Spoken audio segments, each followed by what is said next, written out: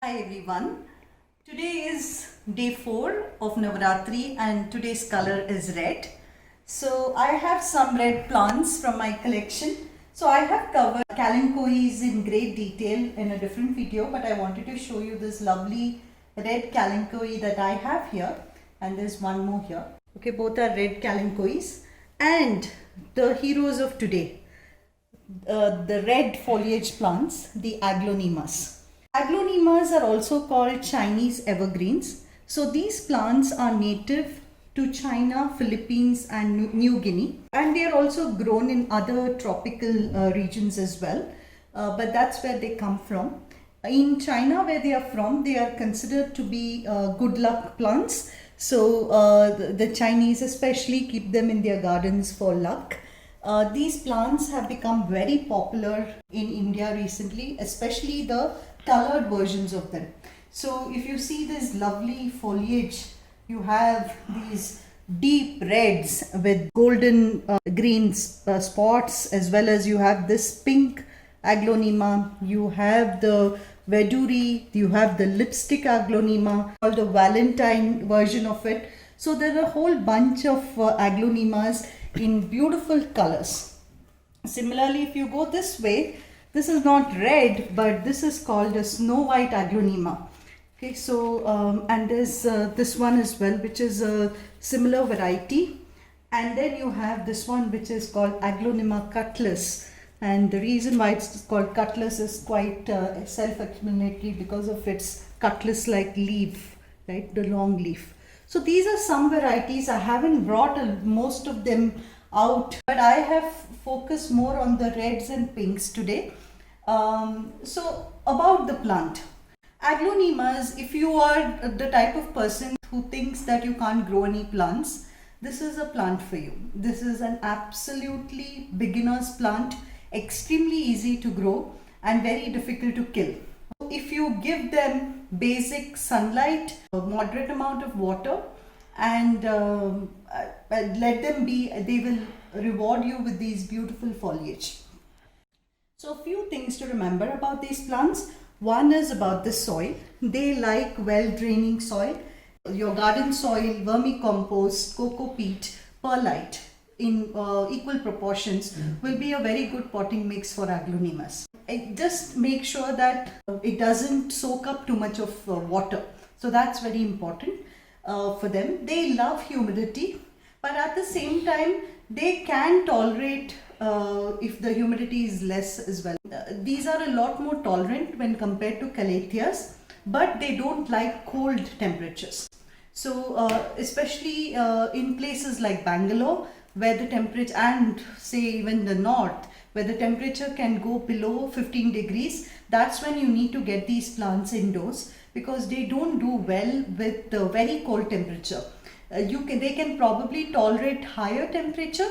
Of course, they don't tolerate direct sun, but they are more tolerant towards higher temperatures than lower temperatures. So that's something that you need to keep in mind when it comes to aglaonemas. Don't keep them under the AC, direct blast of the AC.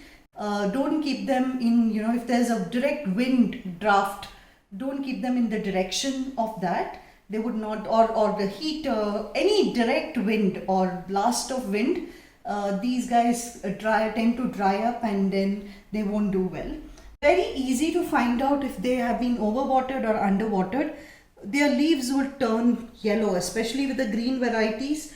The leaves will just turn yellow if you overwater them. Similarly, if you underwater them as well, the plants will look a little sad and they will perk up as soon as you water them. So easy care. So the way to do it is water them deeply and let them be, let the soil dry up and then water them again. The ones which have more whitish or variegated leaves tend to do better in bright light. Again, bright, indirect light, not in direct sunlight. And the reason why this happens is because first of all, they need that light, because the green parts, which are essential for chlorophyll production, that is lesser in the variegated plants. So they need to get as much of light as possible to be able to synthesize it for food.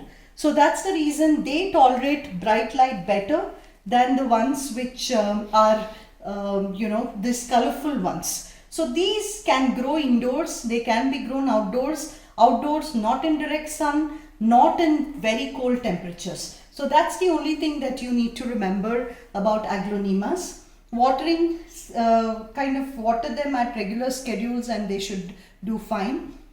These guys don't do very well with fertilization. Okay, even if you are fertilizing them, you give extremely dilute fertilizer. You can probably use a slow release. These are the only plants wherein I use a 9-month slow release rather than 6-month, so that once I fertilize them, I just don't fertilize them again for 9 months. They don't require that additional fertilizer as long as you have the right soil and right soil mix and the right water. They should do well. In fact, they hate salt buildup in the pots.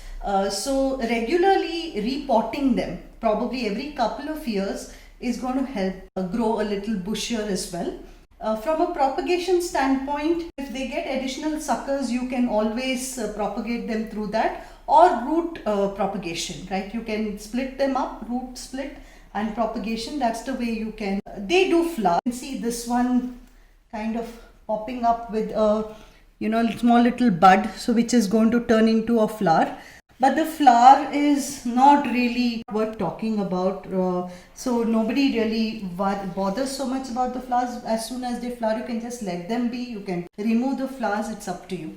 So this is really about aglaonemas. Very easy beginner plants. So if you are a beginner, if you've been admiring these plants and now you find them in all nurseries, so go for it and add them to your collection. Thanks so much for listening. Bye.